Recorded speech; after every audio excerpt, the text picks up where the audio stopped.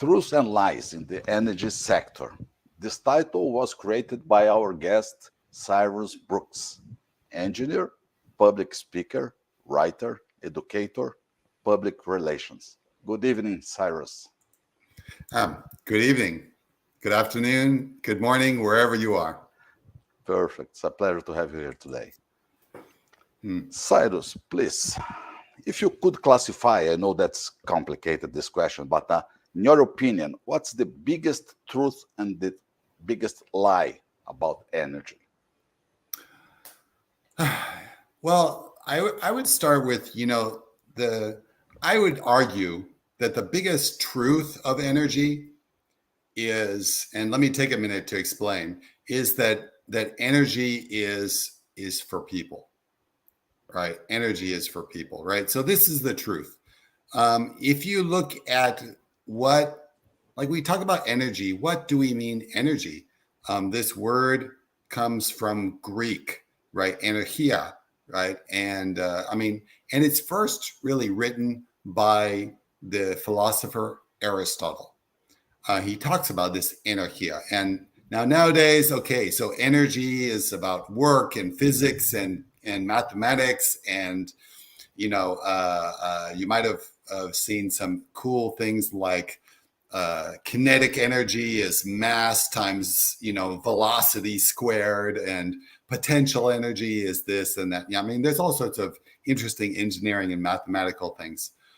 But interestingly, it's not just that it means, from Greek, it means work or activity, but also it meant like happiness and pleasure were also energia, and if we talk about happiness and pleasure, we're really talking about people and that who they're for, that this is really about people. So people tend to think about energy as, like big electricity and lightning bolts and, fire and power stations and all sorts of things about energy, the sun and, strong winds and all the, the ocean currents. Yeah, it's true. All this has to do with energy. But if without the usage of energy, without actually putting it to work, right, which is another good physics term, effective work done, then okay, well, what? Who cares about it? It's the old thing about the tree falls, but no one's around. Do they hear the sound? Well, actually, the sound exists or it doesn't exist, doesn't matter. The point is, no one cares. So energy, the truth about energy is it's all about people. And if you don't really think about it in those terms, then I think then you're going to have a real problem. What is your frame of reference? If people are not in the picture, then you might as well talk about energy on Mars or on the moon. It's like there's no one there. You can talk all about energy, but who's going to come in and listen to your conversation? So that's so I very would say good. So that, this is the big truth and the biggest lie. the biggest lie, right? I think the biggest lie to energy in the modern era is that there is only one, right, valid source of energy, and they've Perfect. grouped them together. No Right? diversity. Yeah, there's only one valid source of energy, right? So which is, it's a really is. I'm going to give you lots of examples, but let me give you one. Okay, so let's say your favorite energy is hydropower. Well, if you're in Norway, that's It's okay. fantastic. You've Brazil, got Brazil too. 95%. Yeah, Brazil. You got a lot of power in this area, and you're blessed, with this power. But in France, France, not so much, but look, but Norway, this is the interesting thing about Norway. So a lot of people will hold up Norway as this super like renewable energy giant and this wonderful example. Mhm. But what is their largest export? Like Yes. they Natural export gas. natural gas. Like they export gas, petroleum, like I mean, this is a huge part of their economy. So what does their economy do? All that other energy that they give to other people then gives back this energy as in money, right, for their economy to work. So it's yeah, there's a lot of missing information there, That's good. So for person, I mean for people, the best, the good thing, the good side, and one only is the lie. Let's see, the The most important biggest lie. lie, But yeah, using this frame, yeah. can we say that are better source of energy than others, or they are equivalent? How do you see? Well, no, I don't say they're equivalent. Certainly, but I mean, okay, I think certainly that some energies have advantages to other energies. You can say in a way coal is not as good as natural gas because coal the pollution They're high. is very high. And if you go to any country or any area which has used coal or does use coal, you go to New Delhi, you go to places where there's a lot of pollution due to coal plants, and especially in places where they don't have something called a scrubbers, right, which take out the sulfur out of the emissions. Then you're going to get lots of things. When I grew up, they used to talk about acid rain and things like that. So certainly there you could say that, but now are you going to take the next step and are you going to condemn India and say you are terrible people because Yeah. you use coal, which by the way, I mean coal is. See, now you have to look at the other side. You have to look at the advantages of even coal. And what was it? What was a guy? I remember a guy writing recently in the last month or so. He said, if you don't acknowledge these good points about coal will never go away. Oh, interesting. Yeah, and well, it's a really interesting point of view, right? But he is saying the truth, Strong. right? Yeah. Because if you don't actually look at something factually and truthfully, Yeah. then yeah, you're never going to get rid of it, because you're not dealing with the advantages that it does actually have. Coal is plentiful. Perfect. Perfect. We mentioned Coal, yeah, sorry, diversity. We mentioned yes, diversity, and there is a question from James Brooks. Energy density matters as well. Yeah. Perfect. yeah, And how do you energy understand density. density? The quantity related to the energy produced, something like that. Yeah. I mean, if you're looking at the amount of energy that you can get, from One one from 1 pound, one pound of coal or one, and cubic I meter mean, of then gas. you're gonna talk about yeah, I mean, you're gonna talk differently. We're talking cubic meter of gas, or in America, cubic foot. Millions of cubic feet. And Yeah. and that's right. And then of course I do. I'm a fan actually of nuclear, and of course you just have a little bit of nuclear. It's going to power a lot. Yes, So that's right. energy density is entirely like this is a huge issue that is unacknowledged in industries Yeah. which don't have high energy industry Yeah. And density. need to be considered in this whole package of analysis. Right, right. Perfect. And look, the I think part of the narrative, the lie is, you can break it right away if you just say, okay, well, we're gonna just let's take the two top renewable energy, what we call renewable energy sources. And let's just take wind and solar. And if we, when you talk to people involved in climate change activism, government or activists or anybody, these things come up. So I think one strange thing about it is the first thing that comes to mind is, well, those same areas where the majority of people kind of support wind and solar, why do people rise up and block projects? Why do they block these projects? So it's not only, gas pipelines and mining that people protest against. They protest against, any energy project. You're going to have somebody, and some of it is actually quite valid. Like if you take a hydro project and you divert a river, you're going to get all sorts of ecological effects, as well as in some cases in South America, I remember a dam built and they killed the entire population. There was a small group of people, about 500. Some cities disappeared.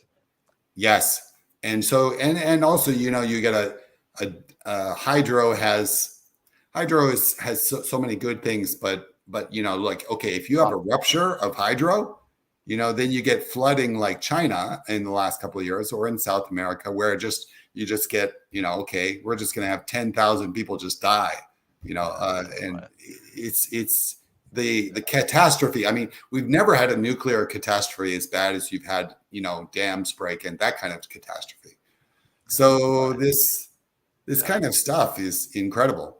But there is a pragmatic question here from John Rich. What Yes. is the solution to the problem of pollution? Wow, complicated. Yeah, the pollution it's not going to be solved like tomorrow. So let's look at long term and short term. We're first of all, we're talking about if we're talking about CO2, then we're talking about global. I mean, this is a global problem, and you have to really think differently than a local problem. Like if you have a coal plant, and then you add scrubbers, and you can do a lot to reduce pollution on a single coal plant, right? And if you say pollution, you say, okay, well, now all of your waste you have to package up and you have to send it off somewhere. You can't just dump it in the river. I mean, you can very specifically drill down and handle pollution. But if you're talking about on a global scale, now we have to deal with a lot of issues simultaneously and in a broad fashion. I mean, are we going to say, for example, in the U.S., you can mandate any new coal plants are going to have these scrubbers. You can mandate limits on methane. You can do all sorts of things with hydro. You can have these studies that have to be done for environmental reasons, and all those effects. So you can do all that.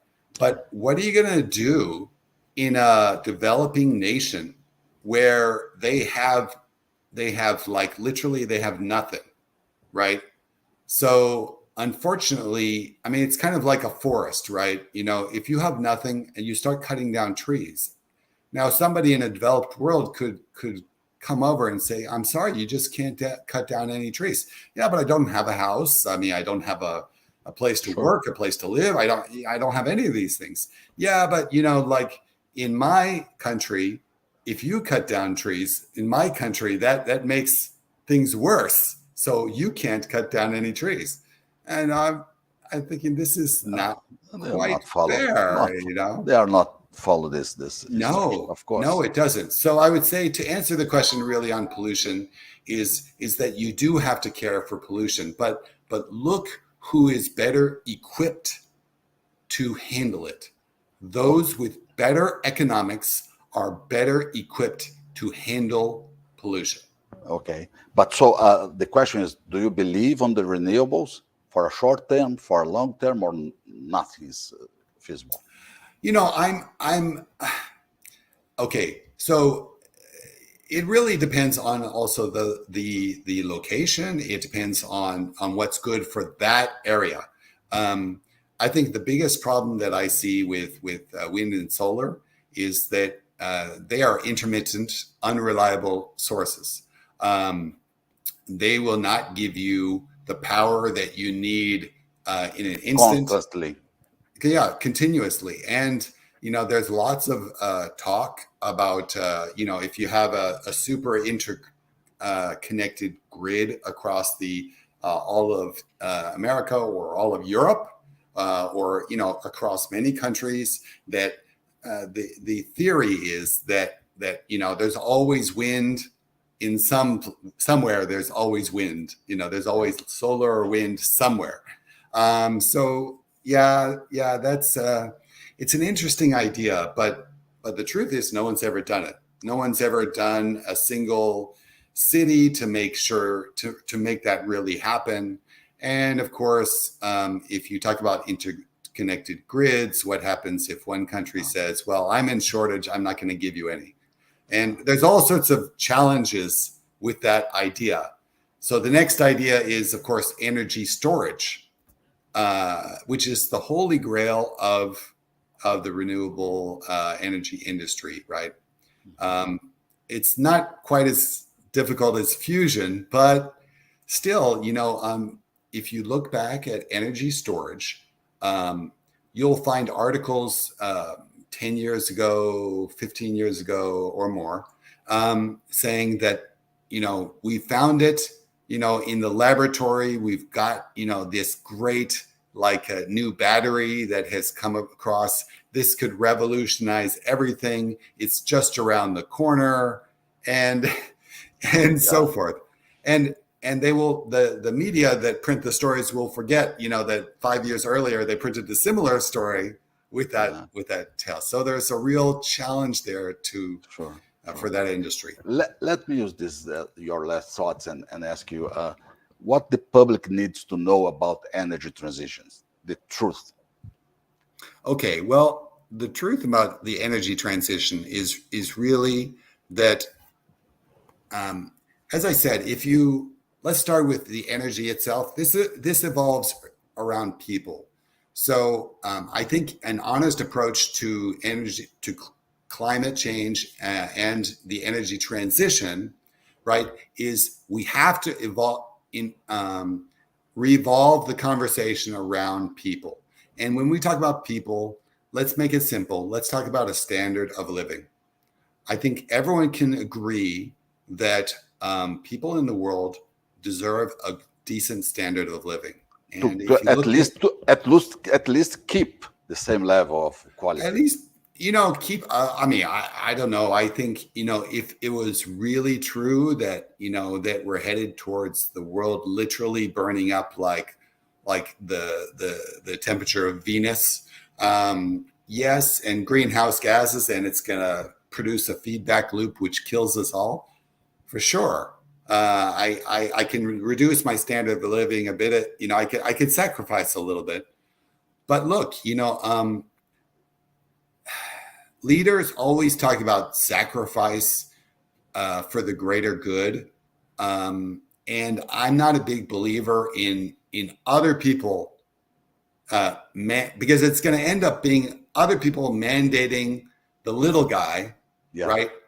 Cannot have, and I mean, cannot have cars, cannot have energy, cannot have a house, cannot have the benefits of a society, developed society, based on energy that we are living from decades ago to now. Yeah, and they don't want. Not only do they want the Western world to reduce, and you saw that in a recent article about it was in Wall Street Journal or Bloomberg or something, where the lady, it was also a video where he said, I have nothing, I own nothing, I have no privacy, and I'm happy. Did you remember that? It was interesting. It was talking about a hypothetical city where everyone's interconnected, no one owns anything, which, by the way, it goes way back to the Communist Manifesto, by the way. Yeah. That's another story. But But look, James Brooks. Yeah, sorry. Yeah. I want to say one more ahead. thing.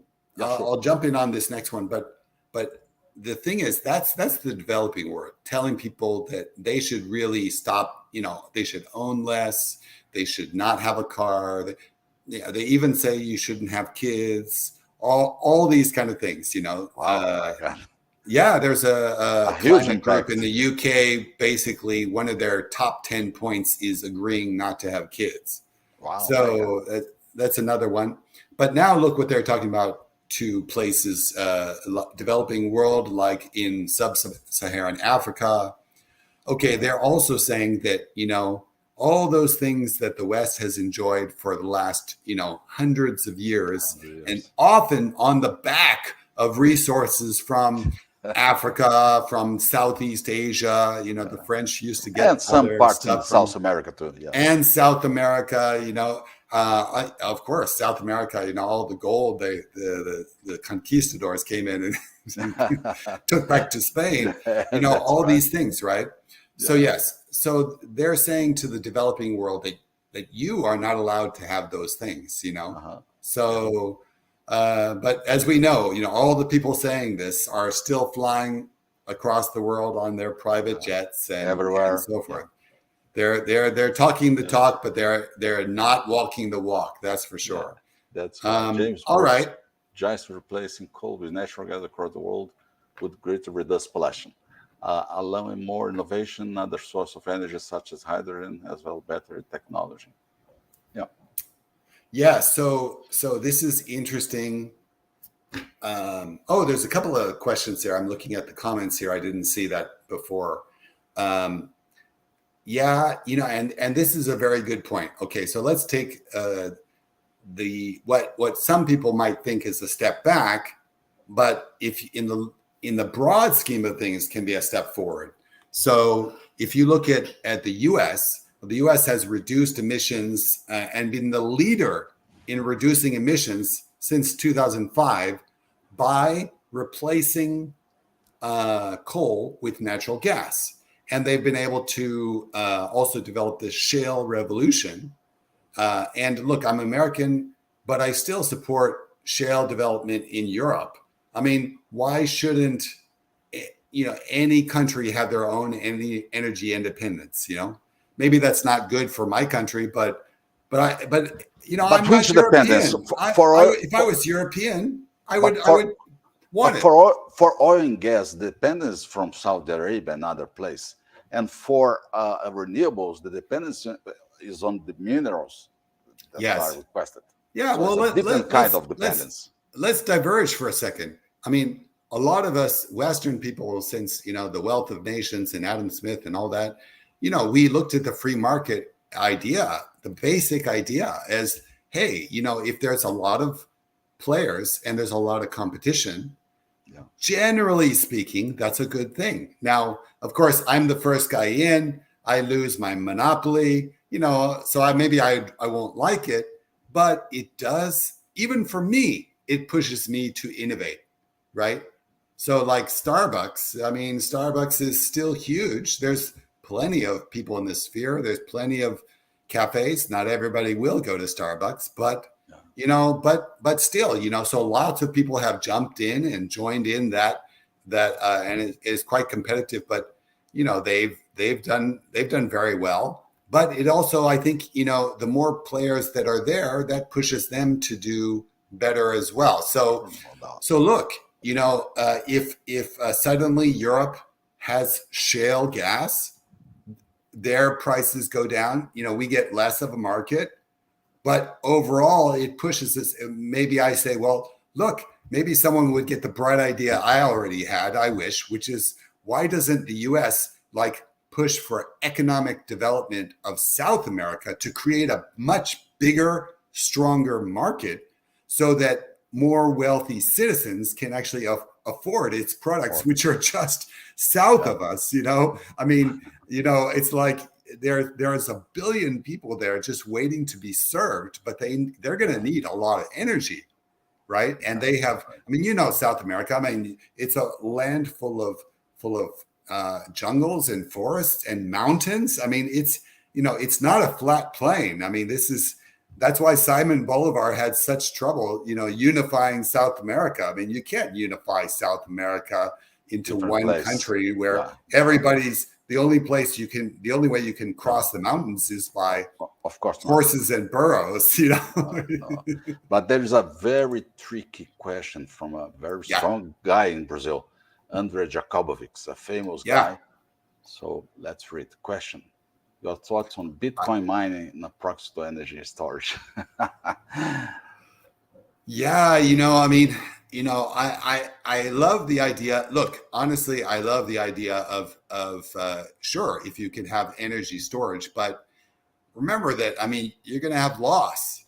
You're going to get loss, right? So as soon as you start changing, now let's get into physics, right? Engineering and physics. So we're going to change the form of energy. You're going to get loss, right?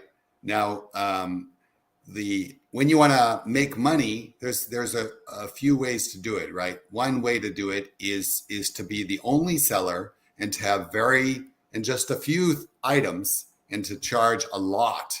So, you can go to a baseball game and charge like $12 for a hot dog, and people are going to buy it because there's nothing else to eat, and they get hungry, and you're doing really well. As soon as, like in Mexico City, you have 45 vendors, along the road outside the stadium, then suddenly your $12 hot price dog becomes $1.25. $2.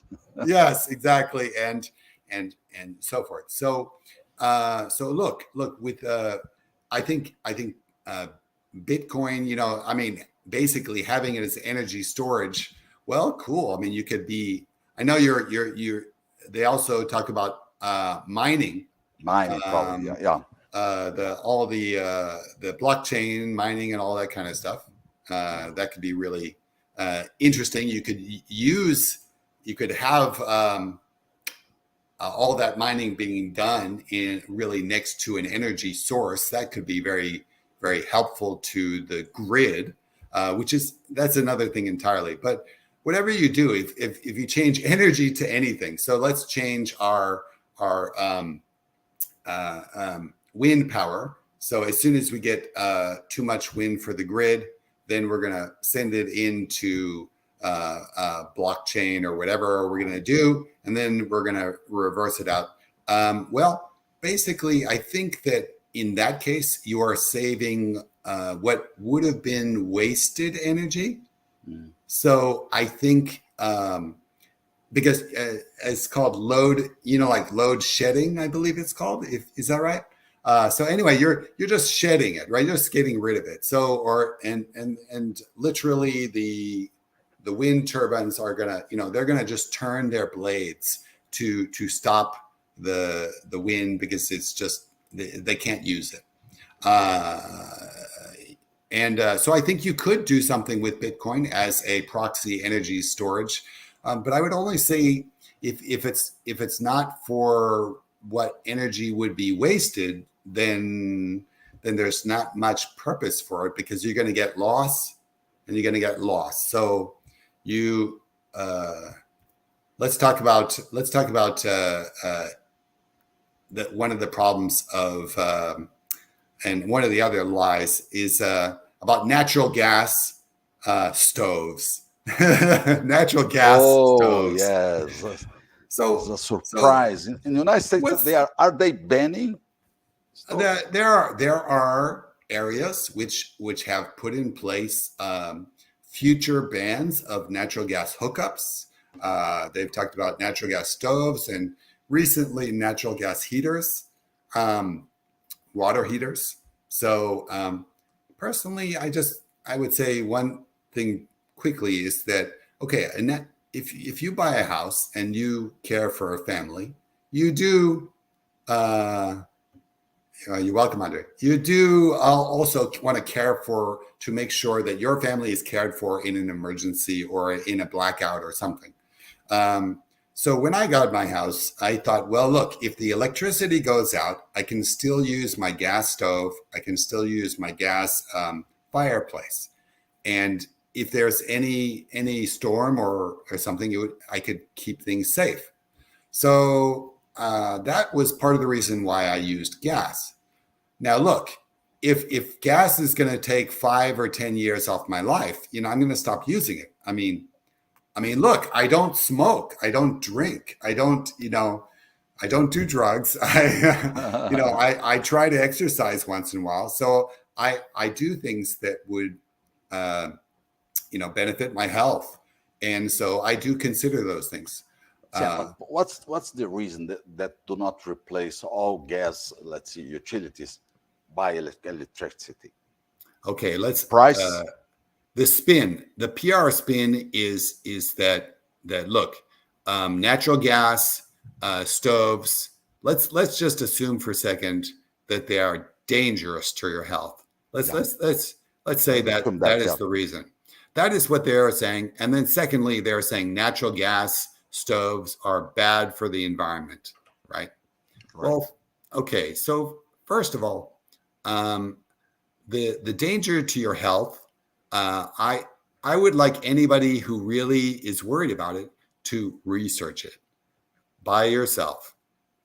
When I did, and I'm just the same as you, I just said, well, what's the truth?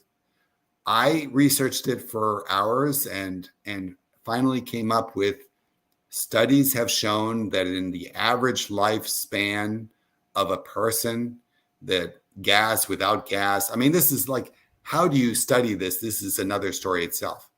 But they said that you might lose 75 days. So we're talking about a difference in lifespan of 2.5 months. Okay. Now, if you exercise 10 minutes a day, you're going to add a year to your life. 75 days. I mean, we're not even talking about, within the range of possible error. I mean, 75 days is practically nothing. So the biggest thing about natural gas stoves is you have to actually have ventilation. But again, like who doesn't think about these things? Like who doesn't think, when I cook, I need okay, it's different if you're in a developing country and you have no electricity. Yeah. No chance. This is a very different story. I mean, you just have to make food and survive, right? But, in a developed country, I mean, you're going to say, well, gosh, I mean, you buy an electric fan, do something. I mean, but look, I mean, if you make spicy food, it's far worse for you. Far worse. Trust me, the fumes from cooking are far worse for you than the natural gas under the frying pan. So yeah, this is actually just not true. Yeah, that's right. And they're Jakubowicz again. They can turn off the electricity, not the gas stove. This is a power grab.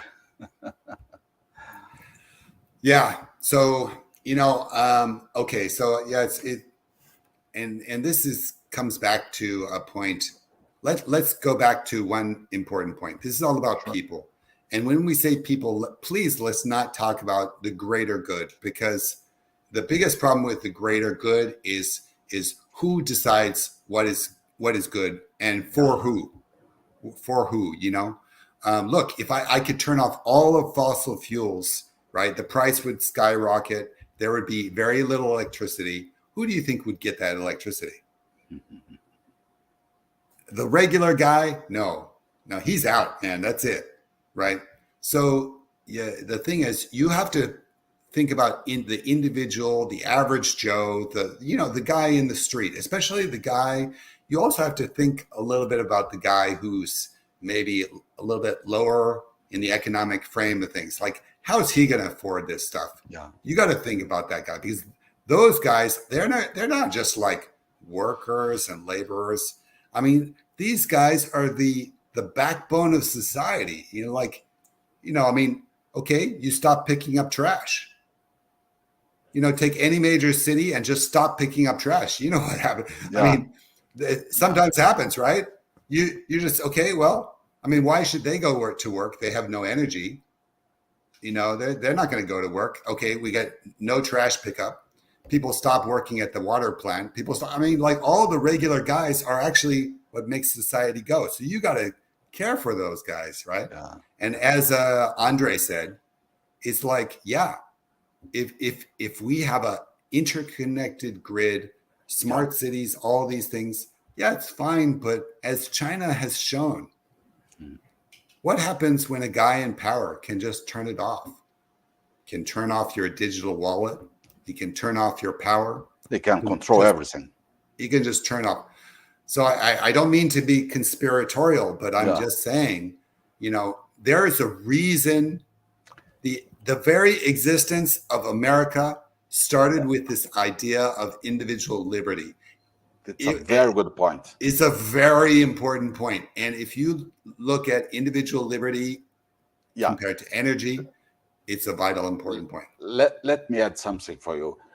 In terms of the difference of narratives from governments, environmental entities, oil companies, what should be the truth for the people? Well, first of all, I think that the truth should be that energy is just like any tool, like a hammer. It's a hammer or a knife or any of these things. It's just a tool, right? It is just a method. There is no good or bad energy by itself, right? I mean, look, you say we can't say coal is You bad mean the because, application? The application is more important than the source. well, I say start with the fact that the source. I mean, it's just a rock. It's not like it's a bad person. Coal is just a piece of rock. And it is what got us developed in the first place. So coal itself has actually a good history. It's kind of ironic. It has a bad and good history, right? So that's the second point is now we look at the application, right? We look at the application, we look at the pros and cons, right? But you cannot divorce, right, the application of energy and its effects on the environment from the effects on society, right? So you can't say, well, coal is bad because it has pollutions which are bad for the environment. Well, yeah, Very good point. it's true. It does have bad effects, but at the same time, let's look at why have 500 million people in India now have electricity when they didn't have it before. Yeah. You think that was because of solar plants? No, I'm sorry. Let me insert a point that you mentioned in a previous conversation with me, that Yeah. nuclear, no carbon is the best solution for net zero. Yeah. Okay. So now I'm a PR man, and let me tell you also. Let me preface this to why. I'm going to give a little trick, right? To anybody who's reading a narrative, who's reading the media, who looks at this kind of stuff, and the biggest question I had was, okay, well, look, energy, nuclear energy creates. Nuclear fission creates abundant energy for very little fuel and in a very small space, and it has no carbon dioxide emissions. It's like no emissions to worry about. So why is it that if that's the case, then practically all renewable and green advocates are against it?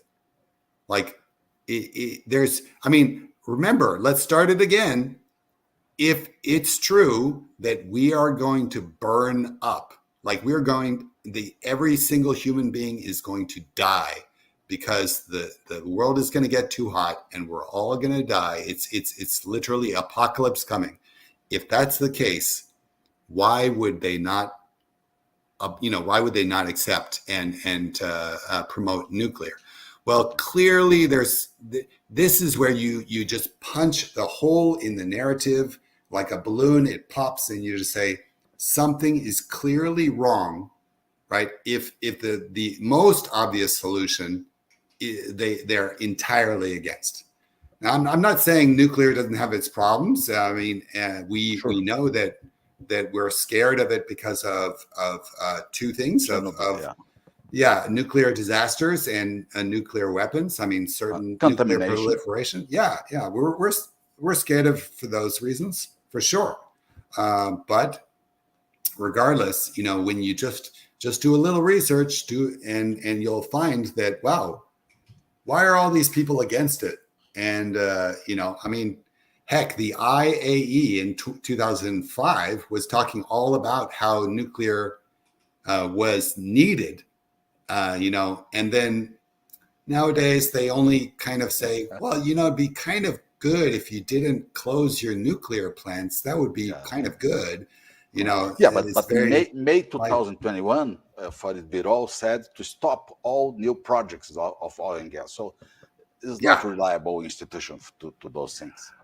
It's, and that's very strange. I mean, looking at his interview, which just came out today, I think, with Bloomberg, I mean, he said some similar things to me.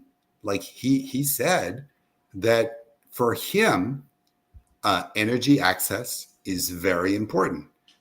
He said this is a top priority, energy access. He's talking about the millions, hundreds of millions of people who actually need energy and have recently got energy. This is very valuable.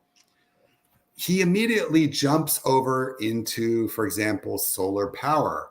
Now India has these 45 gigawatts of solar power, which is, cool, great.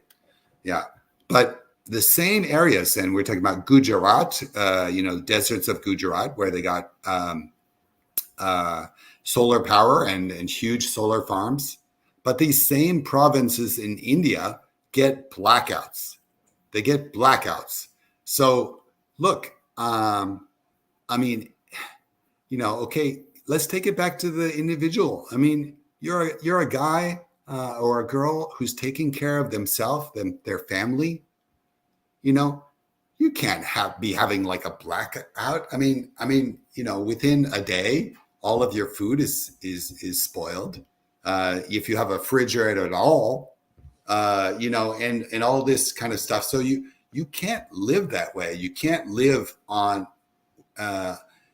with the uncertainty that you're going to have energy one day and you're not going to have energy the next. Reliable energy is valuable. Like that reliability in itself has value, right? And the core of reliability. The core. Now think about it.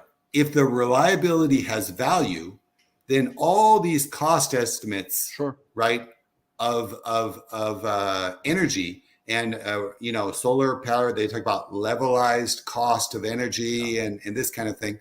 Well, you kind of have to take away some of the cost of these renewables because they don't have reliability. No, you see. Intermittent and so.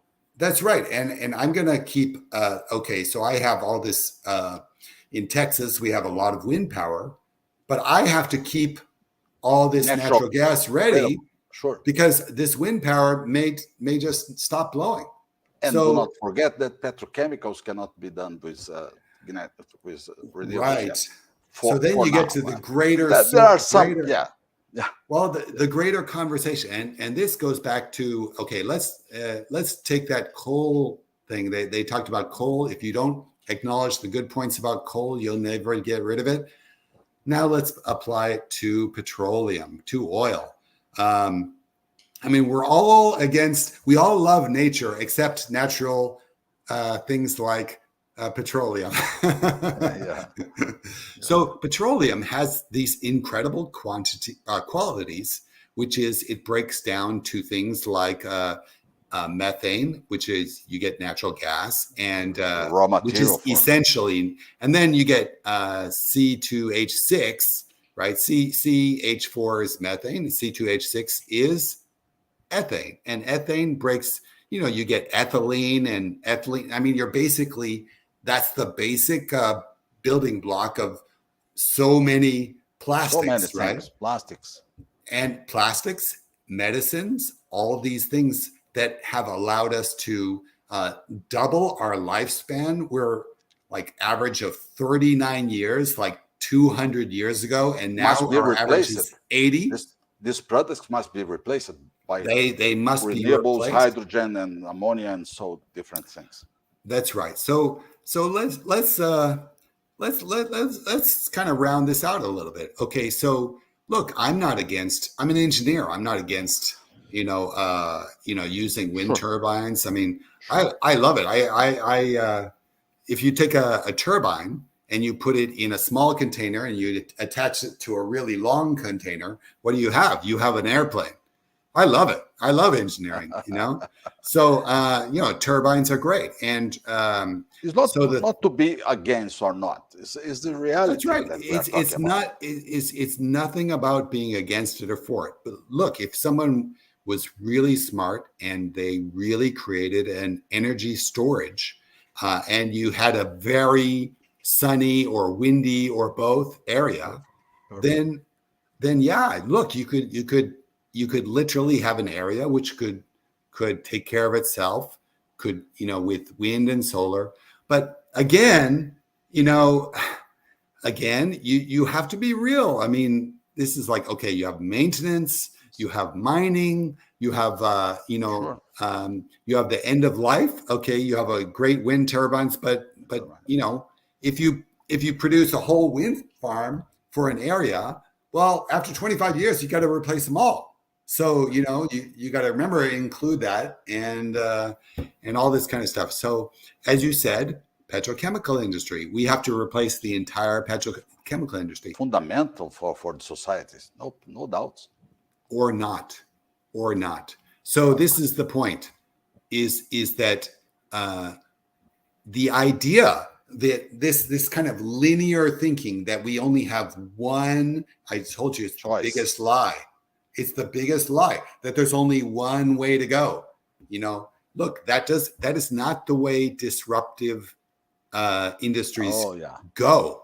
Right. Right. Now, let me give you the best example of recent times is I'm sorry, over there in Norway or Sweden or whatever it is, Nokia.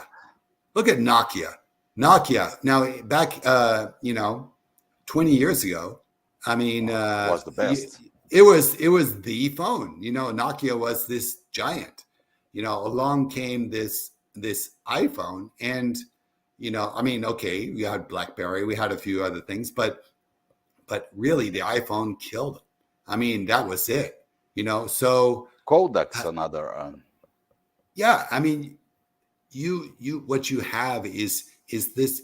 If somebody thought, if you had all your eggs in that Same basket, basket. then you would have You are bad. lost, Yeah. right? You would have lost. So the thing is, we don't know what future energy is going to look like, Yeah. right? So and the other thing is, look, it's okay to do it a bit wrongly. It's okay to make a mistake and to have to backtrack and so forth. Look, if we still have big investments in oil and gas, right, and something else comes along and disrupts everything, Sure. look, there might be a lot of losers in the investment, like, shareholders are going to lose. There's going to be all sorts of trouble. But that's what happens with disruption. I mean, disruptive, if something truly fantastic comes along, great. In the meantime, you got to revolve, right, the conversation around people. And I honestly think that if you bring the developing world into the developed world, well, first of all, you're going to double the players involved, and I don't mean in a bad way. I mean, like, how about the minds which Yeah. are solving the problem? Right. Like, suddenly you have so many more, plus, I Yeah. mean, who wouldn't want Yeah. Africa, South America to do better? That's right. The fantastic conversation, but we need to go 50 minutes. We need to go to the conclusions. So Okay. let me call again two things that you said in the very beginning of our conversation: for people and no one source. Yes. Can you give us the conclusions for that? Yes. So, I've always thought this is that, if you revolve the conversation around people, then you're gonna have to go back to acknowledging the good points of these energy sources.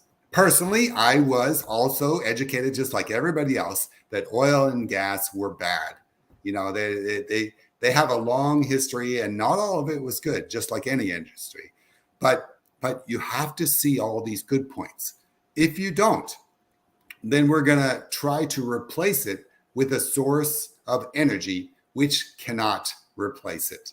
And who's going to suffer is the people, right? So we must revolve this conversation around people, the average person. That guy has to travel. He has to have electricity at home. He has to have heating. He has to have all these other forms of energy. Plus, as you said, all the petrochemical, all those things, they have to be part of that equation because regular people depend on those things. On those things.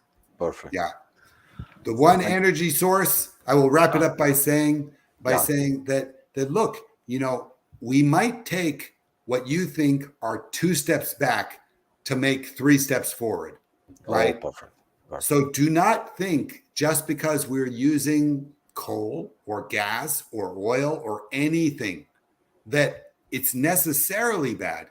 You really have to be broad thinking, think outside the box, and really think long term with people as your frame of reference, and then you can make good decisions. Perfect.